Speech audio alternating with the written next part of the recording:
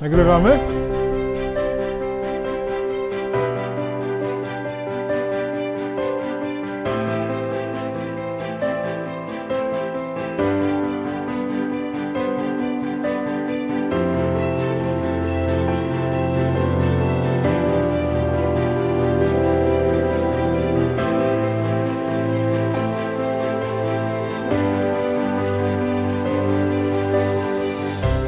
Dzień dobry.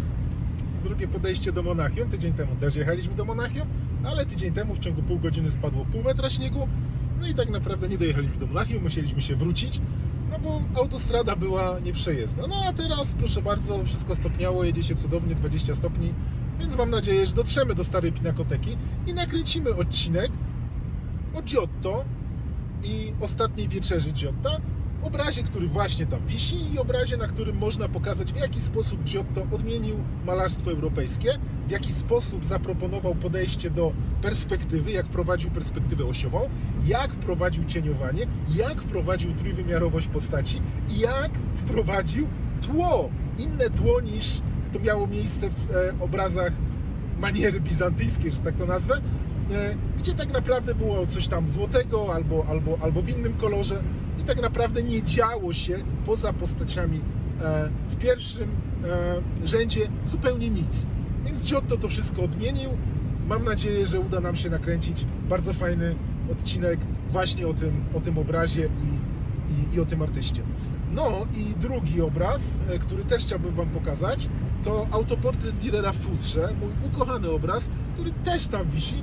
Obraz, za którym kryje się nieprawdopodobnie ciekawa historia z 1799 roku. Jest to historia o fałszerstwie, historia kryminalna, no i biedny Dürer pośmiertnie w jakiś sposób wziął w niej udział, ale to chyba go prześladowało, bo Dürer przez całe swoje życie walczył z oszustami w malarstwie, walczył z podróbkami. On tak naprawdę jako pierwszy wytoczył proces przeciwko fałszerzom sztuki i pierwszy ten proces wygrał. I tak naprawdę to, co sąd orzekł wtedy, 500 lat temu, do tej pory obowiązuje. Pierwsza pinakoteka w Europie, pinakoteka z greckiego, galeria obrazów, galeria sztuki. Pierwsza na świecie powstała prawdopodobnie w Atenach i już jej dawno nie ma. No a ta jest pierwsza w Europie i powstała z założenia od początku, żeby właśnie pełnić tą funkcję. Fundatorem był Ludwik I Bawarski. Została otwarta w 1836 roku, czyli w okresie, wyobraźcie sobie, takim, że pies był wciąż luksusem. No a w Monachium powstała publiczna galeria sztuki, tak żeby cieszyć oko mieszkańców. Coś fantastycznego. I ta kolekcja, która tutaj jest w starej Pinakotece, jest kolekcją tak naprawdę oryginalną, pierwotną, tą, która była kupiona, zbierana na potrzeby tego właśnie obiektu, więc dzieła są tu absolutnie fantastyczne. Rozwiązania komunikacyjne w środku tak naprawdę replikowano we wszystkich innych galeriach, więc jak wejdziemy do środka, będzie duży hol, szatnia, recepcja, korytarze. Fantastyczny korytarz. Nie wiem, o ile można się zachwycać korytarzem, to tym na pewno jest po prostu spektakularne i samo uczucie bycia tutaj jest nieziemskie. W zasadzie w każdym muzeum, gdziekolwiek nie pójdziemy, jest to rozwiązane dokładnie tak jak tutaj. Mamy ten taki korytarzyk z moimi ulubionymi dziełami sztuki. Uwielbiam je. No i oczywiście główny korytarz z tymi najbardziej widowiskowymi, bym powiedział, bo ogromnymi, głównie dziełami Rubensa, ale wolę to.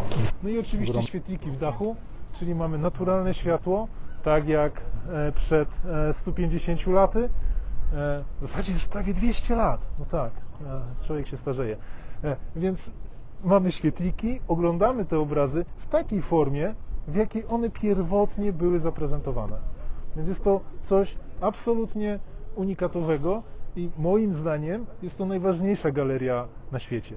Tutaj warto przyjść. Oczywiście ja wiem, wszyscy jadą do Louvru, ale nie. Pinakoteka moim osobistym zdaniem bije absolutnie wszystko. Na tak małej przestrzeni tak wiele, tego nie ma nigdzie. Oczywiście o Giotto nie wiemy zbyt wiele, wiemy tyle, ile napisał Vasari, czy z jakichś tam jeszcze innych szczątkowych przekazów, ale wiemy, że miał poczucie humoru. Kiedyś był zapytany, jak to się dzieje, że maluje tak piękne obrazy i ma tak brzydkie dzieci. Odpowiedział, że obrazy maluje w świetle dziennym. Bardzo rzadka sytuacja. 3 obrazy Giotta na jednej ścianie w starej pinakotece.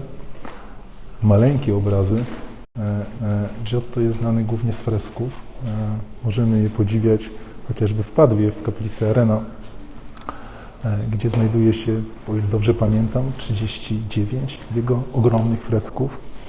Tutaj mamy jednak obrazy, dość małe. I najważniejszy z nich, moim zdaniem najważniejszy z nich, to Ostatnia Wieczerza. Obraz, na którym Giotto pokazał wszystko, co tak naprawdę wprowadził do sztuki. Po pierwsze, Giotto był prekursorem perspektywy osiowej, czyli to, jak siedzą uczniowie wokół stołu, to jest dosyć realistyczne przedstawienie, sposób, w jaki my widzimy, w jaki ludzkie oko postrzega obraz. Co więcej, mamy trójwymiarowe postaci. Oczywiście przed nim były próby malowania w ten sposób, ale on wprowadził jeszcze jeden element. Zobaczcie, każda postać odgrywa jakąś scenę. Tutaj jest akcja. Zwracają się do siebie, ich oczy ich wzrok się krzyżuje. No oczywiście mamy typowe dla Giotta aureolki, które zasłaniają połowę widoku. Z jakiegoś powodu Giotto właśnie tak malował. No i mamy brak aureolki u Judasza, co jednoznacznie pokazuje, że to właśnie Judasz. I jeszcze jedna rzecz, na którą często nie zwracamy w ogóle uwagi. Tło. Giotto swoje postaci umieścił gdzieś. Umieścił w pomieszczeniu. Widać to pomieszczenie, widać detale tego pomieszczenia. Tło na jego obrazach stanowi tak naprawdę połowę przekazu. Jest ciekawe. Wcześniej nikt tła nie malował. Z reguły był to złoty kolor i tyle. Nie było żadnej historii. On jakby zmienił kompletnie perspektywę patrzenia na świat. Co więcej, dlatego właśnie Giotto jest uznawany za prekursora renesansu, bo wprowadził coś kompletnie nowego. Sądził Cimabue, że wszystkich olśniewa. A dzisiaj Giotto pierwszy staje w rzędzie i tak, że rozgłos onego przyćmiewa. No i mamy 2 kolejne obrazy. Jeden Cimabue, mistrza, i drugi Giotta, ucznia. 2 ostatnie wieczerze. Dokładnie ta sama scena, kiedy to Jezus wskazuje tego, który go wyda poprzez podanie umaczanego w winie chleba. Jak bardzo różne są to dzieła. A cieli je, może 20 lat. Skąd wiemy, że Giotto był uczniem Cimabue? Tak naprawdę nie wiemy. Ale możemy przeczytać taką legendę przytoczoną przez Vasariego, a on żył najbliżej ich, więc przyjmijmy, że tak mogło być. Zatem podróżujący z Florencji do Vespignano Cimabue przy drodze zobaczył 10-letniego chłopca, który w miękkiej skale rył owce. Ale stworzył wizerunek tak realistyczny, że wielki mistrz podążył do domu chłopca i poprosił jego rodziców, żeby chłopiec mógł być jego uczniem. No i w ten oto sposób Giotto mógł przy warsztacie Cimabue się rozwinąć. Jeżeli porównamy te dzieła, to możemy przyjąć, że Giotto rzeczywiście w nieprawdopodobny sposób rozwinął to, co wprowadził Cimabue.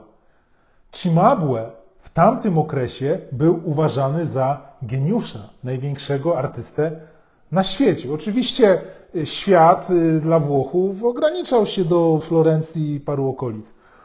czy też dla mieszkańców innych państw, miast podobnie. No niemniej jednak sława Cimabue była ogromna. A Giotto zebrał wszystko, czego nauczył go mistrz, załadował tą swoją rakietkę i poleciał z tym wszystkim w kosmos. Cimabue. No, perspektywa jest tutaj taka dosyć mocno zaburzona. Styl bizantyjski bardzo mocno widoczny, mamy takie złote tło. Wszyscy znajdują się tak, pomimo próby osiągnięcia jakiejś perspektywy, wciąż troszkę w jednej płaszczyźnie. Ale postaci są dosyć realistyczne, twarze są dosyć realistyczne. Co prawda wszyscy są dalej chudzi, a to, co na stole, powinno się zgodnie z prawami fizyki wylać. Niemniej, mamy jakąś akcję. Te twarze są do siebie odwrócone. Jak porównamy z tą mozaiką bizantyjską, gdzie wszyscy tak się troszkę lampią na nas, no to tutaj jest jakaś akcja. Czyli uczniowie są poruszeni. Jezus skazuje poprzez podanie chleba tego, który go wydał. Więc coś tu się już dzieje. Co prawda, obserwujemy to mniej więcej z punktu widzenia papugi zawieszonej w klatce, no ale powiedzmy, że jesteśmy widzem tego wydarzenia. Dla ludzi, którzy wtedy żyli, to był najwyższy wymiar realizmu. U widza szok. No i ostatnia wieczerza Giotta. Zobaczcie, jak inna perspektywa. Jest to zupełnie inny wymiar realizmu. Zacznijmy od postaci. Są ubrane w szaty, które opinają ich ciała. Widzimy faktury materiału. Widzimy, że te postaci są w końcu odżywione. Sam Giotto też był dosyć dobrze odżywiony. No i te ich dolne części ciała tak się płaszczą na tej ławie dość realistycznie. Sama ława, drewniana, widać, że jest to jakiś mebel. Jezus przytula do piersi swojego ukochanego ucznia i daje chleb Judaszowi. Po czym poznać Judasza? No, nie tylko po tym, że Jezus mu daje chleb, ale także po tym, że nie ma aureolki. Giotto akurat malował bardzo wyraźne aureolki i to był taki element, który nieco zaburzał realizm jego obrazów, ale zakładam, że zamawiający chcieli mieć te aureolki. Z drugiej strony widzowie, czyli osoby, które tak naprawdę w kościele mogły spotkać się ze sztuką, dzięki tym aureolkom bardziej mogły sobie wyobrazić świętość tych osób, na które w jakiś tam sposób muszą rzucić parę groszy co jakiś czas. Więc to może tak ułatwiało model biznesowy? Chyba tak, bo on w sumie nieźle funkcjonuje. No i w końcu z tyłu mamy pomieszczenie, prawdziwe pomieszczenie, nie złote tło, nie zawieszenie ich gdzieś tam wszystkich w kosmosie. Nie, normalne pomieszczenie, czyli my jako widzowie stoimy gdzieś tam w drzwiach i widzimy całą tą scenę.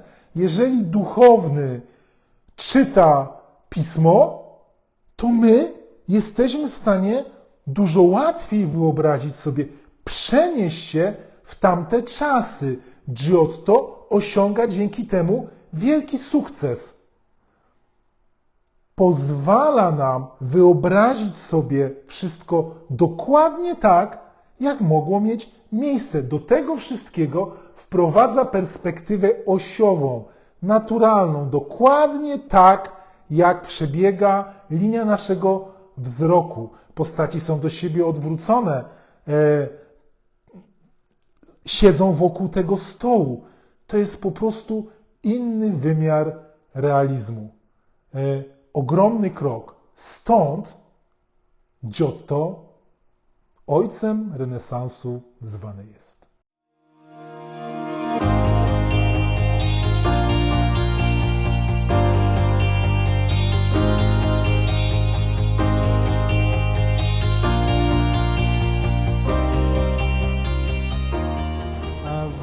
nieprzypadkowy. Rozmawialiśmy o ostatniej wieczerzy Giotta.